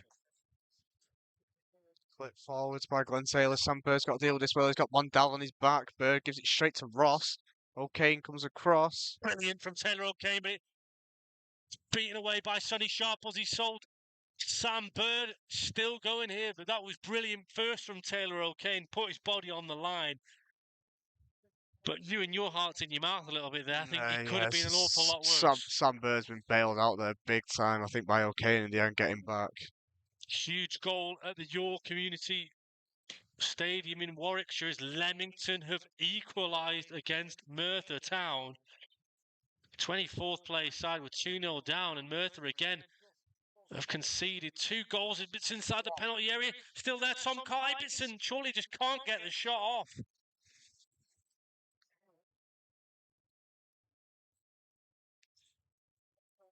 Blakeman now with the ball on the left-hand side. It's a pass looking for the feet of Carr. It's cut out by Ramshaw. Ramshaw sends it clear. It's going to go straight to Sam Bird, though. Chorley pinning Spennymoor into their own half at the minute. Ellis sends it out wide here to Jack Moore. Moore bringing it down the line a bit. Moore goes to cross. It's a deep one. It's going to go over everyone. It's going to go out for a goal kick. Yeah, too much on that from Jack Moore. The purchase was far too much. What I will say in the last 5 or 10 minutes, Ewan, is Chorley have been far the better side. But they haven't, for me, they haven't tested Spennymoor enough. They've had a lot of momentum, a lot of that forward pushing play. They're in the final third, but they're not making it count, are they? No, they need to start firing more shots at the minute. I think it's getting to that point now where you get a sight on goal and you've got about a yard of space, just fire a shot off at goal. Really try and test this keeper. Saw it there with Tom Carr in the box. He has an opportunity to shoot, tries to take an extra touch. He gets tackled and Spennymoor clear the lines. Jack Moore once again with the ball, bringing it forwards. Mondal, he's on his back. We play that Max from Jack Wilson's Moore. ahead He's of him. off the substitute. Here comes Max Wilson. To the byline he goes. He's under pressure here from Heaney. Held it up well enough. Moore under pressure himself. Wilson tries to beat him. Asking too much of himself, though, the on loan Preston North End midfielder. Hill under pressure from Ibbotson. Hill wins his lines. Calvary with the header. It's going to go all the way straight back to Hill. Hill now with a switch play into Dyson, and Dyson's got a bit of space. Jack Griffiths is going to come on for Chorley in a few moments' time. I wonder if it will be for Max Wilson. Give Jack a good fight. Well, I say 10, 15 minutes over on this right-hand side. Yeah, There it is it is. Max Wilson.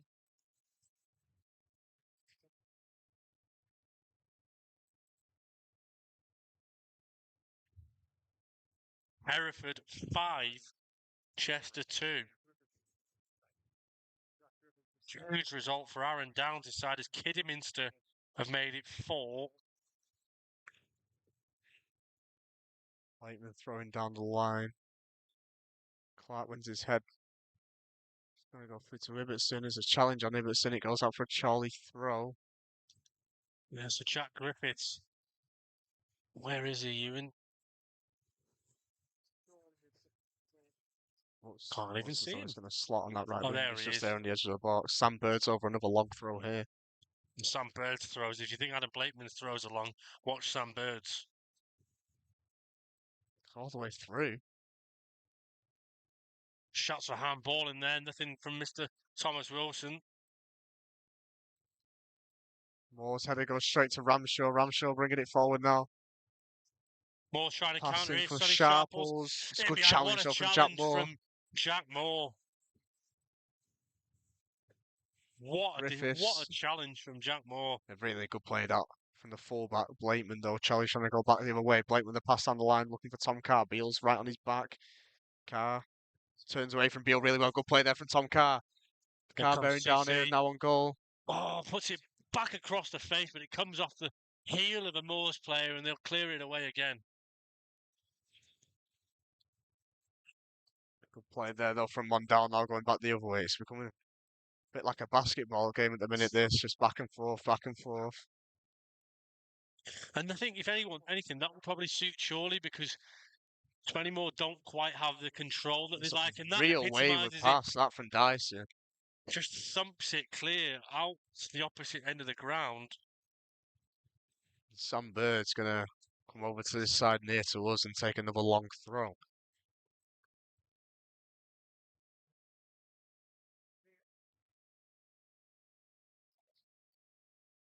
And here comes another Sam Bird special in the making with a long throw.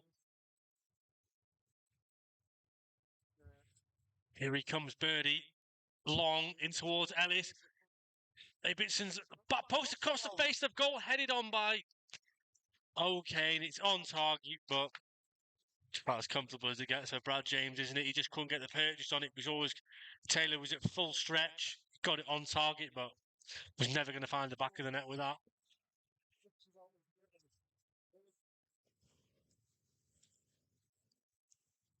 The change in the offing. Sonny Sharples is going to come off. He's had a lot of joy in midfield today. Spennymoor. Mackenzie Heaney there with a few choice words about Spennymoor, basically saying, look, we need to switch on here. Sonny Sharples comes off for Spennymoor, and I thought he had a really great game this evening. Yeah, he's controlled the midfield for large portion of the game today, Sharples. What I will say, though, is to bring on Mitch Hancock in this position is a real, well, it's a real, almost luxury for them to have player of his calibre, former York City man.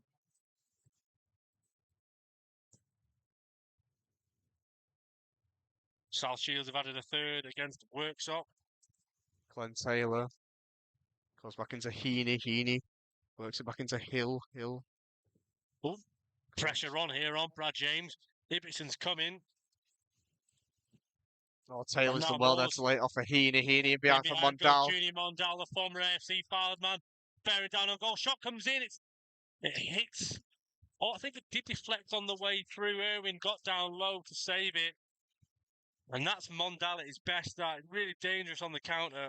On target, but held by Irwin. Yeah, it's a good pass in behind. I think it's from Heaney and behind to Mondal. Mondal showing his pace. And I think his shot takes a little nick off Sam Bird. And in the end, Irwin gathers it at the second opportunity.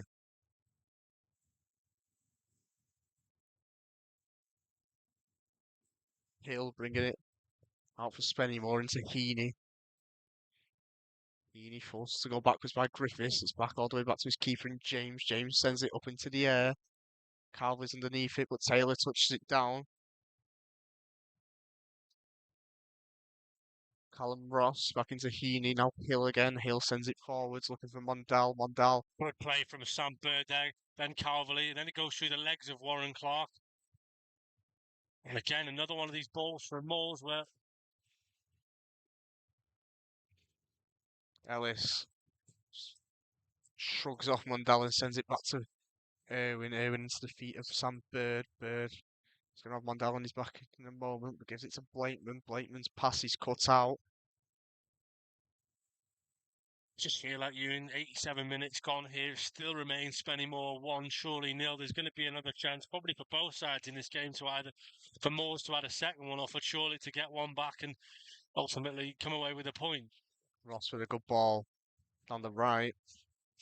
Good save by Matt Irwin. The ball win was really good. Both players, O'Kane and then Hancock's bodies on the line from the pair of them. And this time Ibbetson sent long to try and get it. And Brad James will boot the ball out Moore's of touch. keeper's very alert there off his line. Bit of sweeper keeper movement. Good play between Griffiths and O'Kane, but Griffiths' pass is lacklustre and it leaves O'Kane for dead. And now here come Moores again on the counter. It's Ramshaw, the goal scorer, down the left-hand side towards Taylor. Now Heaney. Ramshaw, good play this from Moores, managing the game well. Heaney down on the left-hand side. Could cross it, goes and finds Taylor instead, who's been excellent. Here comes Glenn Taylor in behind from Hancock.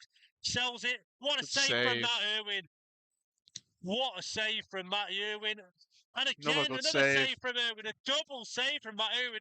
And he's absolutely livid with the Chorley defence. Matt Irwin has single-handedly kept Chorley in with a chance of getting something out of this game. Well, if Chorley do end up getting an equaliser there, I know we've talked about Warren Clark being really good, but that's your man of the match for today there. Just those two saves alone. Matt Irwin single-handedly keeping Chorley in with a fighting chance in that game, in this game. I think we all expect, I think everyone on the ground expected the net to bulge them and Glenn Taylor bared down one-on-one, but Irwin did really well there. Here's a corner though for Spennymoor. It's taken short to Dyson. Heaney again. Brilliant save from Matty there. Chance Mondal. again. Spennymoor taking encouragement from that earlier move. Ball into the area. Taylor again. Shot comes in. Hits against the stand and behind for a goal kick. Hello to Hallie. Mark's daughter. And to Summer as well, if you're listening in. And Joe. Ben Beals awarded man of the match for Moores tonight. Probably wouldn't have been my man of the match on the night. I'd probably give it to Glenn Taylor, to be honest with you. And I think he's been absolutely outstanding. And again, there, what a ball from him and Matt Irwin. Again, Ewan has bailed Chorley out there because it looked like Mondal was going to beat Bird in the foot race. Chorley now themselves trying to counter quickly. Warren Clark's got it down the left-hand side. Advantage played by Thomas Wilson. Ball clipped into the buzzer penalty area. It's going to fall to Mike Calverley. Shot across the face of goal, and Chorley just can't put it away. It's almost two players there going for the same ball in Griffiths and Ibbetson. Neither of them can get the clean contact, and Brad James will claim it again, and Tom Carr is down on the ground in a lot of pain. Yeah, an uncomfortable one there for Tom Carr. I think he got caught in mid-air then when he went up for a ball just beforehand, but I thought maybe if Calvin got the ball out of his feet sooner, he would have been able to have a shot there as the ball broke to him in the box. In the end, he tries to cross it back across, back across goal, and both Ibbotson and Griffiths going up for the same ball, getting each other's way, and once again, Spennymoor come away scot-free.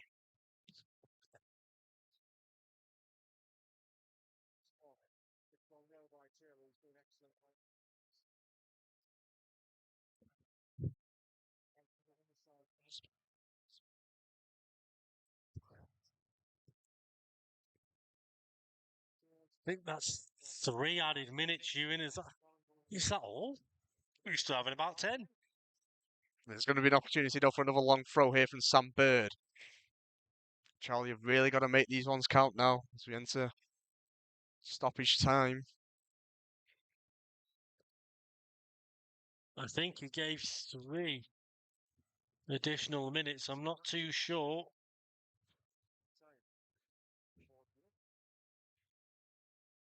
And it goes from Bird, headed That's away it. by the smallest one in the box in Heaney. Blakeman lost the delivery in. Ellis is at the back post, headed on. It's bouncing in the area. Nothing given yet. Still alive. Griffiths finds Tom Carr over on the right. Puts the ball in first time. Still in the box, still alive. But surely off the back of a Spennymoor's own player. Jack Griffiths has got it now. We're in past the 90. Ball in towards the penalty area. Oh, and so close to a Chorley player again. Sam Bird's got to be careful. He's done well. It's Tom Carr. Looking for that all-important ball. Now Ibbotson. Corner. Cross comes in. And it will be a Chorley corner. Blakeman's going to come over to take it. It'll be an in-swinger from this near side to us. 92 minutes on the clock.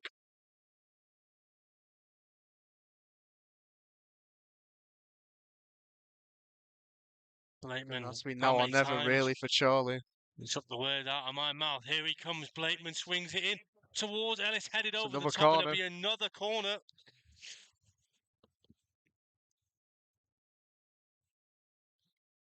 It's very, very, very, very tense here at the Brewery Field as James Eade to our right has a bit of a wry smile because we all know that this could be it for the Magpies for this evening here in County Durham.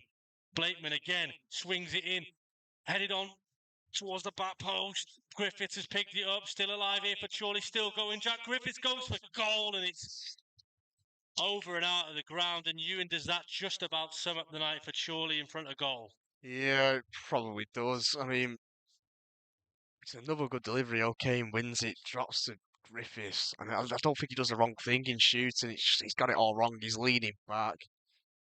Comes off the toe, really, and just slices out the ground. It's a real poor effort. And that might be that for Charlie tonight. Yeah, just tough to take in the end. Ramshaw's early goal has proven to be the difference, and it's a little bit like the game we had at home against Alfreton, where an early goal settled it. And if you're being critical, Ewan, do you feel like Chorley just haven't put enough on Brad James in goal? No, not really. There's not been enough opportunities to take him. And that's it. The full-time whistle's blown, and Chorley fall to a narrow 1-0 defeat here this evening at the Brewery Field. It was Rob Ramshaw's 4th-minute goal that ultimately proved to be the difference on the evening, and Andy Priest's side will come away from County Durham empty-handed.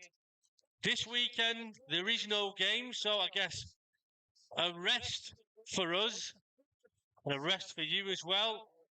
Nothing next Tuesday, so a full 10 days plus of rest before the Magpies will go away to the leasing.com stadium to take on Macclesfield. Ewan, any final thoughts from you this evening? I mean, I think today Charlie have looked like a team who they have looked like a team who played 3 games in 7 days. Having to go 3 tough trips in 7 days. Looks like a team out there who are a bit tired. Obviously, we saw only 4 substitutes on the bench. This is a team at the minute who are down to the bare bones in terms of numbers. not a lot of rotational options, and at the end of the day, it's an early goal from Spennymoor, which has won the game today, and Charlie just couldn't really make it click in the final third today to try and get that equalising goal. I think what I would say, though, is credit to Spennymoor. They certainly weren't fluid and fluent, but at the end of the day, they come away victorious, and off the back of such a poor result in the weekend, sorry for them, to come here and back at home and beat Chorley for the management team who've taken temporary charge in Tommy Miller and Matthew Dolan. They'll be absolutely delighted, and Andy Priest, I'm sure, is over there having a word and clapping off the travelling supporters, who every credit to them on a Tuesday night for coming out and supporting the Magpies, but not to be tonight for Chorley.